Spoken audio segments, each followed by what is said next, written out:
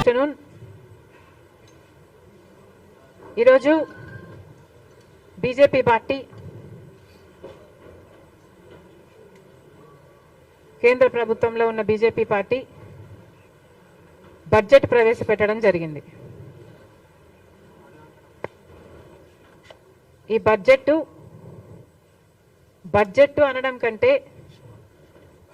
దీన్ని ఎన్నికల manifesto అనడమే correct కాబోలు.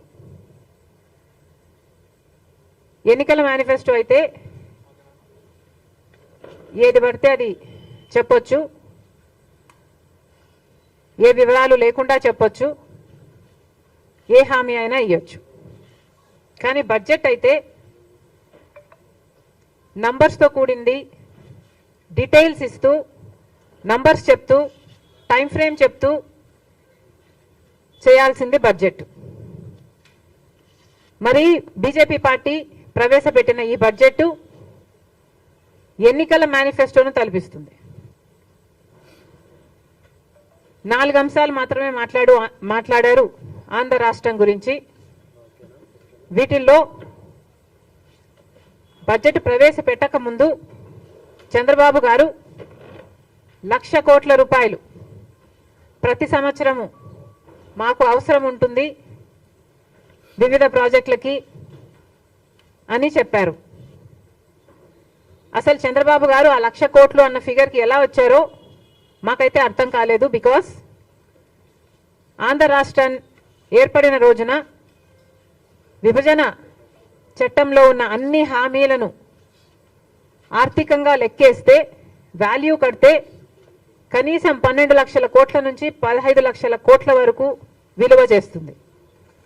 కానీ చంద్రబాబు గారు ఇవేవి పట్టించుకోకుండా 1,00,000 కోట్లు 5 సంవత్సరాలకు 5 లక్షల కోట్లు అని వాల్యూ కట్టినట్టుంది. చంద్రబాబు గారేమో 1,00,000 కోట్లకు అడిగారట. ఈరోజు బీజేపీ నిర్మలా సీతారామన్ గారు ప్రవేశపెట్టిన బడ్జెట్లో అయితే రాజధానికి కేవలం 15,000 కోట్ల రూపాయలు ఇస్తున్నాము అని తెలిపారు. దీంతో పాటు పోలవరం ప్రాజెక్టుకి మేము పూర్తి చేసే బాధ్యత మాది అన్నట్టుగా మాట్లాడారు. పోలవరం ప్రాజెక్టు ఆంధ్ర రాష్ట్రానికి లైఫ్ లైను అన్నారు, మన రైతులకి లైఫ్ లైను అన్నారు, ఫుడ్ సెక్యూరిటీ కల్పించే అంశం కూడా ఇది అని పేర్కొనడం జరిగింది. మరి అంత ముఖ్యమైన పోలవరం ప్రాజెక్టుకు పూర్తి చేయాలనుకున్నారు మీరు, సంతోషం, ఇప్పటికైనా పూర్తి చేయాలనుకున్నారు. 10 సంవత్సరాలుగా ఇది మా హామీ అయినప్పటికీ 10 సంవత్సరాలుగా మీరేమీ చేయకపోయినప్పటికీ కనీసం ఇప్పటికైనా మీకు కనువిప్పు కలిగింది. పోలవరం ప్రాజెక్టుని పూర్తి చేస్తాము అని చెప్పారు. కానీ ఒక పక్క మా ముఖ్యమంత్రి గారు, ఆంధ్ర రాష్ట్ర ముఖ్యమంత్రి గారు 12,000 కోట్లు రీహాబిలిటేషన్కే పడుతుంది అని ఒక పక్క చెప్తుండగా ప్రాజెక్టు కాస్ట్ ఎంతో ఇంకా ప్రజలకు చెప్పకపోగా కేంద్ర ప్రభుత్వం మాత్రం పోలవరం ప్రాజెక్టుని పూర్తి చేస్తామని చెప్తున్నారు. దాంతోపాటు ఎప్పుడు పూర్తి చేస్తారు, ఎన్ని డబ్బులు ఇస్తారు, తక్షణం ఎంత ఇస్తారు, కనీసం ఆ రీహాబిలిటేషన్కైనా ఇస్తారా, ఒక్క ఫిగర్ అయినా మీరు క్లారిటీ ఇచ్చుంటే బాగుండేది. అంత పెద్ద ప్రాజెక్టు మీరే అంటున్నారు లైఫ్ లైన్ అని, మీరే అంటున్నారు ఫుడ్ సెక్యూరిటీ కలిగించేది అని. మరి అంత ముఖ్యమైన ప్రాజెక్ట్కి ఈ అంబిగ్విటీ ఎందుకో, ఇంత వేగంగా దీన్ని ఎందుకు మీరు హ్యాండిల్ చేశారో మాకైతే అర్థం కావటం లేదు. దీని తర్వాత కర్నూలు దగ్గర ఒక ఇండస్ట్రియల్ హబ్బు, పొప్పర్తి దగ్గర ఇంకొక ఇండస్ట్రియల్ హబ్బు మీరు సహకరిస్తామని చెప్పారు. దానికి సంబంధించి డబ్బులు ఇస్తామని అన్నారు. కానీ అవి కూడా ఎంత ఇస్తారో స్పష్టం చేయలేకపోయింది బీజేపీ పార్టీ. అంటే మీరు డబ్బులు ఇస్తాము ఇండస్ట్రియల్ డెవలప్మెంట్ కోసం అని చెప్తూనే ఎన్ని డబ్బులు ఇస్తారో చెప్పకపోతే అది మేము ఏమనుకోవాలి? అంటే రోడ్లకు పైప్ లైన్లకు మీరు ఇస్తున్న డబ్బు 500 కోట్ల, లేకపోతే ఇన్ఫ్రాస్ట్రక్చర్కి కూడా కలుపుకొని 5,000 కోట్ల? మీరు ఏం మాట్లాడుతున్నారు? మాకైతే క్లారిటీ లేదు. అందుకే అంటున్నాం, బడ్జెట్ అంటే అంకెలకు సంబంధించిన విషయం. కానీ ఎక్కడా మీరు అంకెలు ఇవ్వకుండా వేగ్గా దీనికిస్తాం దానికిస్తాం అని కబుర్లు చెప్పినట్టుగా ఉంది, ఎన్నికల మేనిఫెస్టో లాగా. ఇంకా గ్రాంట్స్ ఇస్తాం వెనుకబడిన ప్రాంతాలకి, ఉత్తరాంధ్రకైతేనేమి, రాయలసీమకైతేనేమి, ప్రకాశంకైతేనేమి గ్రాంట్స్ ఇస్తామని చెప్పారు. అది కూడా ఎప్పుడు ఇస్తారు, ఎంత ఇస్తారు, ఏ ప్రాంతానికి ఎంత ఇస్తారు? ఒకటైనా క్లారిటీ ఉందేమో, కనీసం టీడీపీకైనా జనసేనకైనా క్లారిటీ ఉందేమో ఆంధ్ర రాష్ట్ర ప్రజలకు చెప్పాలి. ఇలా ఏది క్లియర్గా లేకుండా ఎన్నికల మేనిఫెస్టోను తలపించేటట్టు ఉంది బీజేపీ పార్టీ ప్రవేశపెట్టిన బడ్జెట్. అసలు మానేసి కొసరిచ్చినట్టు ఇవన్నీ మాట్లాడారు. కానీ అసలు విషయం ఆంధ్ర రాష్ట్ర హక్కు అయిన ప్రత్యేక హోదా. మరి అసలు ప్రత్యేక హోదా గురించి మీరు ఎందుకు మాట్లాడటం లేదు? మీకు ఆంధ్ర రాష్ట్రం చాలా ముఖ్యమని చెప్పారు బడ్జెట్ ప్రసంగంలో. ఆంధ్ర రాష్ట్ర విభజన హక్కులన్నీ గౌరవిస్తూ మేము ప్రకటిస్తున్నాము అని చెప్పారు. కానీ మొట్టమొదటి అంశమే ప్రత్యేక హోదా కదా. మరి ఇవన్నీ మీరు ప్రకటించి అసలైన దాని గురించి అసలు మీరు మాట్లాడకనే పోతే మరి ప్రత్యేక హోదా మీరు ఇవ్వదలుచుకోవటం లేదా? ఇవ్వదలుచుకోకపోతే చెప్పే ధైర్యం మీకుందా? మోడీ గారు వచ్చి తిరుపతిలో సభ పెట్టి 5 సంవత్సరాలు కాదు 10 సంవత్సరాలకు ప్రత్యేక హోదా అని తెలుగు ప్రజలందరికీ, ఆంధ్ర రాష్ట్ర ప్రజలందరికీ మాటిచ్చిపోవడం జరిగింది. మరి ఆ మాటను మీరు నిలబెట్టుకోవడం లేదు అని మీరు చెప్పదలుచుకున్నారా?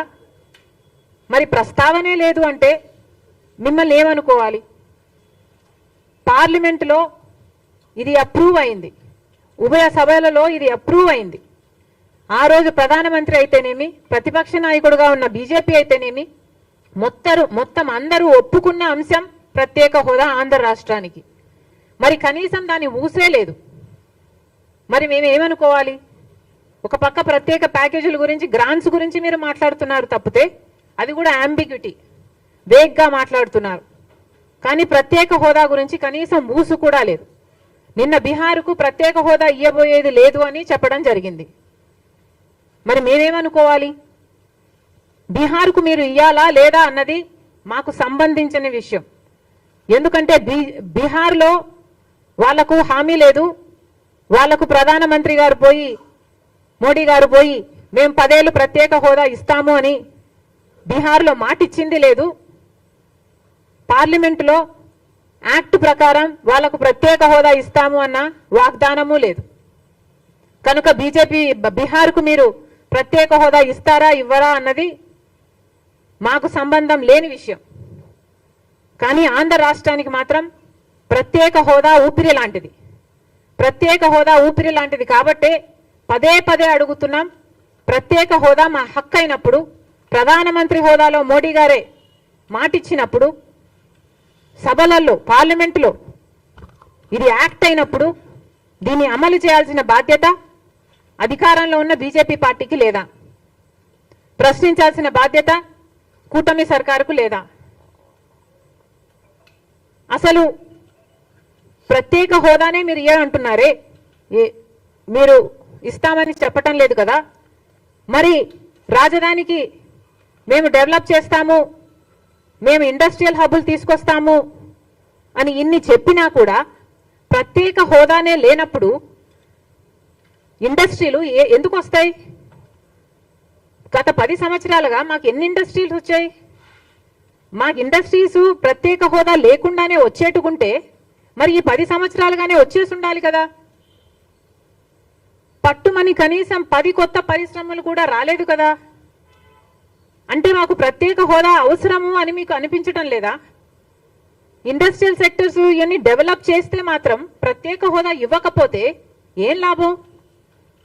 కేంద్ర సంస్థలన్నీ నెలకొల్పితే కదా ఒక హైదరాబాద్ అయితేనేమి, ఒక పూణే అయితేనేమి, ఒక బెంగళూరు అయితేనేమి ఇవన్నీ డెవలప్ అయింది. ఒక బిహెచ్ఎల్ అయినా, నేవీ అయినా, డిఫెన్స్ అయినా, రీసెర్చ్ ఇన్స్టిట్యూట్స్ అయినా, మెడికల్ ఇన్స్టిట్యూట్స్ అయినా, ఇలాంటివన్నీ కేంద్ర సంస్థలు, ఆర్థిక సంస్థలైనా ఇలాంటివన్నీ మా రాష్ట్రంలో మీరు ఏర్పాటు చేస్తే కదా ఇక్కడ అభివృద్ధి జరిగేది. ఇవేవి ప్రస్తావించలేదు. ప్రత్యేక హోదా ప్రస్తావించలేదు. మేము ఎలా డెవలప్ కావాలో ప్రస్తావించలేదు. మీ పార్టీకి మీరేదో ముష్టి పడేసినట్టు 15,000 కోట్ల రూపాయలు ఇస్తామంటే మేమంతా ఇక్కడ పండగ చేసుకోవాలనా?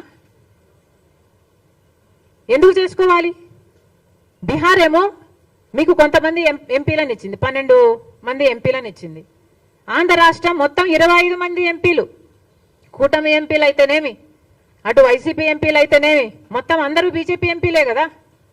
మరి ఇంతమంది ఎంపీలను మీరు తీసుకుని మీరు కొనుక్కున్నట్టు మీరు డబ్బులు ఇస్తున్నారు. మేము అమ్ముడు పోయినట్టు మీకు సలాం కొట్టాలి. ఏం చెప్పదలుచుకుంది బీజేపీ పార్టీ? మీరు నిజంగా ఏం న్యాయం చేస్తున్నారు? అసలు చంద్రబాబు గారు కూడా దీనికి సమాధానం చెప్పాల్సిన అవసరం ఉంది. ఒక ప్రత్యేక హోదానే కాదు, ఇంకా ఎన్ని విషయాలు అసలు ఊసే లేకుండా చేశారు.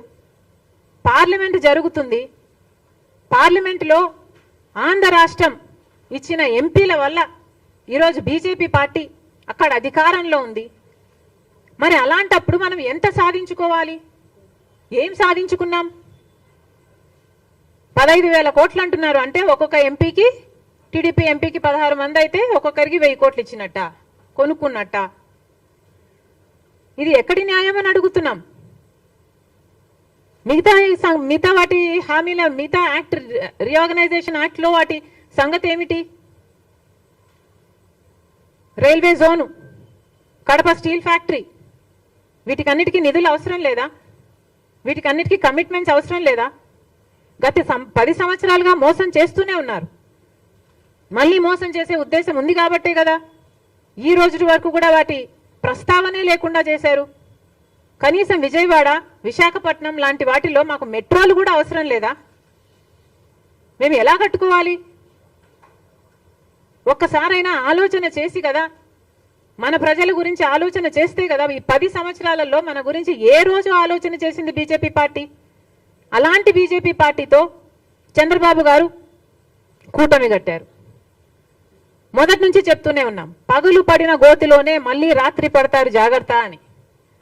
10 సంవత్సరాలు మోసం చేశాడు మోడీ గారు. మళ్ళీ ఇప్పుడు ఈ సంవత్సరం మళ్ళీ మోసం చేశాడు మోడీ గారు. ఇక ఎన్నిసార్లు మోసం చేస్తారు? అన్నీ మోసాలే. ఇంతకుముందు ఏమన్నారు? 2022 కల్లా అందరికీ ఇల్లు అన్నారు. మరి ఇప్పుడు ఏమంటున్నారు? ఈ బడ్జెట్లో మళ్ళీ 3,000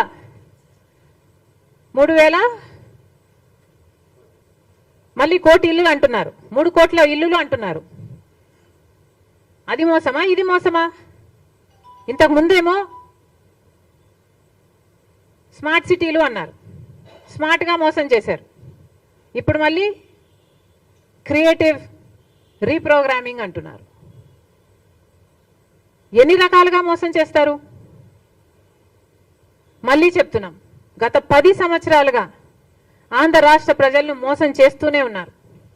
మళ్ళీ మోసం చేయటానికి, మోసపోవటానికి మేము సిద్ధంగా లేము. కూటమి సర్కార్ను మళ్ళీ డిమాండ్ చేస్తున్నాం, ఇప్పటికైనా ఆలోచన చేయండి. ఇది బీజేపీ తత్వం. మీరు 1,00,000 కోట్లు అడిగితే 15 కోట్లు వచ్చి చేతులు దులుపుకున్నారు. ఇది బీజేపీ తత్వం. 10 సంవత్సరాలుగా మనం మోసం చేసినట్టే ఈ 5 సంవత్సరాలు కూడా బీజేపీ పార్టీ మోసం చేస్తుంది. కాదు అని మీరు కూడా ధైర్యంగా చెప్పలేని పరిస్థితి ఈరోజు ఉంది అంటే ఈరోజు ఆంధ్ర రాష్ట్ర పరిస్థితి ఎంత దయనీయంగా ఉందో అర్థం చేసుకోండి. మళ్ళీ చెప్తున్నాం, ఈ బడ్జెట్ లాగా లేదు, మేనిఫెస్టో లాగా ఉంది. ఈ బడ్జెట్ వల్ల అటు ఆంధ్ర రాష్ట్ర ప్రజలు కానీ, దేశంలోని ప్రజలు కానీ, యువత కానీ, చిన్న వ్యాపారులు కానీ, ఆర్థిక వ్యవస్థ కానీ ఎవరు హర్షించని బడ్జెట్ ఇది. అందుకే సెన్సెక్స్ కూడా బడ్జెట్ అయిన వెంటనే 1200 పాయింట్లు అది కూలిపోయింది. మళ్ళీ చెప్తున్నాం చంద్రబాబు గారికి, చంద్రబాబు గారు మీరు బీజేపీ పార్టీతో కూటమి కట్టారు, ఇంతవరకు మోసం చేసింది చాలు, మోసపోయింది చాలు. ఇప్పటికైనా కళ్ళు తెరవండి. మీరు మద్దతు ఇవ్వడము అనవసరం, బీజేపీ పార్టీకి మద్దతు ఇవ్వడము అనవసరం. ఇప్పటికైనా మీ మద్దతు విరమించుకోండి. బీజేపీ పార్టీ అధికారంలో ఉన్నంత వరకు ఆంధ్ర రాష్ట్రానికి న్యాయం జరగదు. Thank you.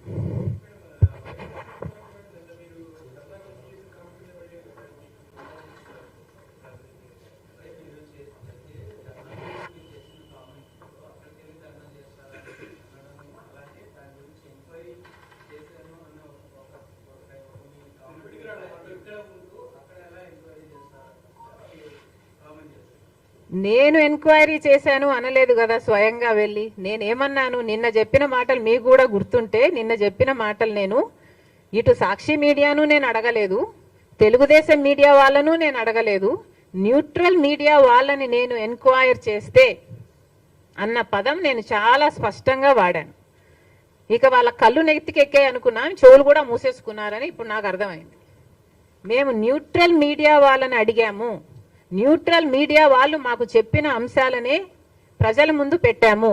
న్యూట్రల్ మీడియా వాళ్ళు మాకు చెప్పిన విషయం ఏమిటి అంటే, మర్డర్ అయిన వాడు, మర్డర్ చేసిన వాడు ఇద్దరు వైసీపీ పార్టీకి చెందిన వాళ్ళే.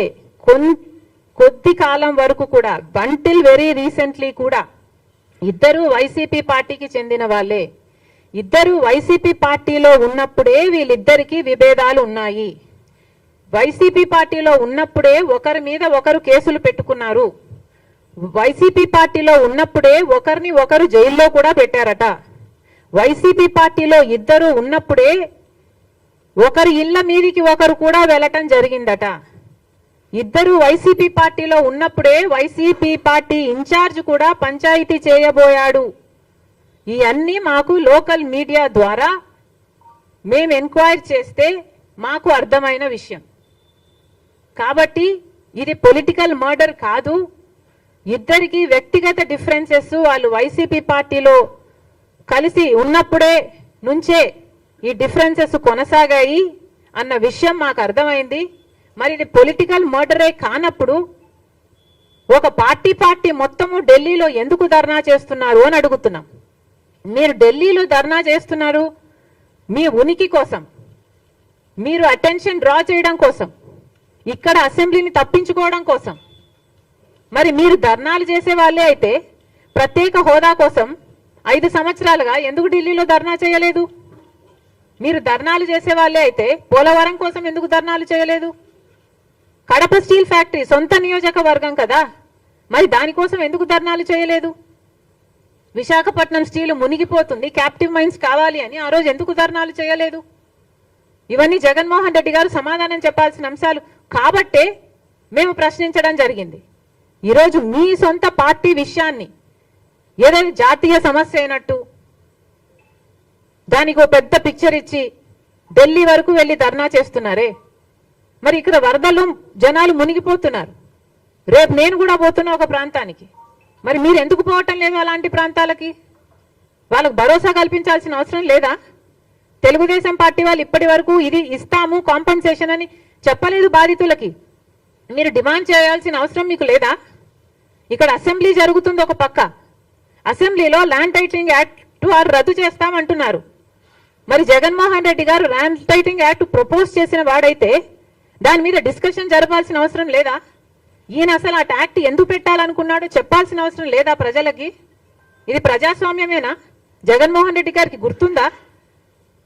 అసెంబ్లీలో బిల్లులు పాస్ అవుతాయి కదా, దాని మీద డిస్కషన్ చేయరంటనా? వీళ్ళకు ఉన్నదే 11 మంది, మరి వీళ్ళు కూడా ప్రశ్నించకపోతే ఇంకా ఎవరు ప్రశ్నిస్తారు? ఇది ప్రజల సమస్య కాబట్టి, ప్రజలు ఎన్నుకున్న వాళ్ళు వీళ్ళు కాబట్టి మేము దీని గురించి మాట్లాడడం జరిగింది. ఆ మాత్రం అర్థం చేసుకునే ఇంగితం వాళ్ళకి లేకపోతే ఇంకా వాళ్ళని ఇంకా ఎవడు బాగు చేయలేడు, పతనం అయిపోయారు.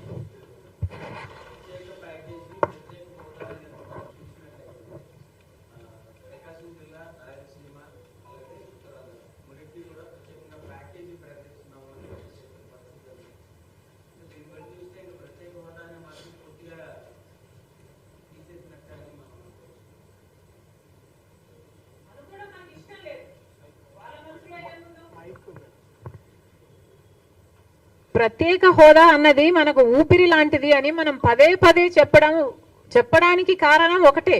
మీరు ఎన్ని గ్రాంట్లు ఇచ్చినా, ఎన్ని ప్యాకేజీలు ఇచ్చినా, ఇలా 15,000 ముష్టి పడేసినట్టు మీరు ఎన్నిసార్లు ఇచ్చినా ఇవేవి ప్రత్యేక హోదాకి సాటి కాదు. ప్రత్యేక హోదా వచ్చింది అంటే మన రాష్ట్రానికి పక్క రాష్ట్రాలకు ప్రత్యేక హోదా వస్తే వేల పరిశ్రమలు వాళ్ళకి ఎలా వచ్చాయో మనకు కూడా వేల పరిశ్రమలు వస్తాయి, మన బిడ్డలకు ఉద్యోగాలు వస్తాయి, మనకు అభివృద్ధి జరుగుతుంది అని మేము ప్రత్యేక హోదా గురించి మాట్లాడుతున్నాం. కానీ మేము మాత్రమే ఎందుకు మాట్లాడుతున్నాం అన్నది నా ప్రశ్న. మీరు ఒక గ్రాంట్ గురించి మాట్లాడిన వాళ్ళు ప్రత్యేక హోదా ఇంకా అంతకంటే ముఖ్యం కదా. అసలు మానేసి కొసరిస్తామంటే ఎట్లా?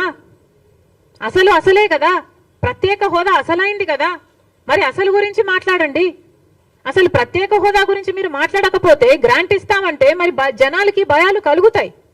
మరి గ్రాంట్ ఇచ్చి ప్రత్యేక హోదాని వీళ్ళు మర్చిపోతున్నారా అని, పక్కన పెట్టేస్తున్నారా అని. అందుకే చెప్తున్నాం, కూటమి సర్కార్ను డిమాండ్ చేస్తున్నాం. ప్రజలకు మీరు క్లారిటీ ఇవ్వాల్సిన అవసరం ఉంది. చంద్రబాబు గారికి క్లారిటీ ఇవ్వాల్సిన అవసరం ఉంది. కూటమి సర్కారు ప్రజలకు క్లారిటీ ఇవ్వాలి. అసలు బీజేపీ ప్రభుత్వం ప్రత్యేక హోదా మనకి ఇస్తుందా లేదా? ప్రత్యేక హోదాతో పాటు మిగతా విభజన హామీలన్నీ బీజేపీ పార్టీ అమలు పరుస్తుందా లేదా? అమలు పరచని పక్షంలో మీరు ఎందుకు పొత్తు పెట్టుకున్నారు? పోనీ ఇప్పటికైనా అమలు పరచము అని వాళ్ళంటే మీరు పొత్తు విత్డ్రా చేసుకోమని కాంగ్రెస్ పార్టీ డిమాండ్ చేస్తుంది.